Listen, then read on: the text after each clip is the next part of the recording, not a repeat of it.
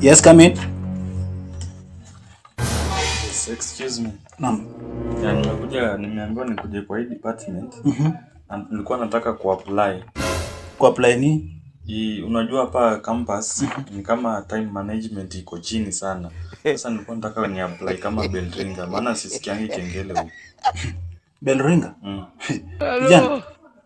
Huko watu hawapelekwi na kengele wala hakuna mambo ya bell ringer. Oh. Mambo haya yaliisha huko high school. Sasa. Alafu kule DH pia kupata chakula si rahisi. Kama nimeenda huko nikasukumwa sana. Sasa watu hawajipangi vizuri. Nilikuwa nataka ni apply pia DH. Hakuna DH huko. Kijana. Ile ni mess. Sasa. Na kijana unaonekana unapenda kula sana. Si hivyo. Kwa hivyo babako alikutuma kuja kule hapa, si ndio? Sio hivyo.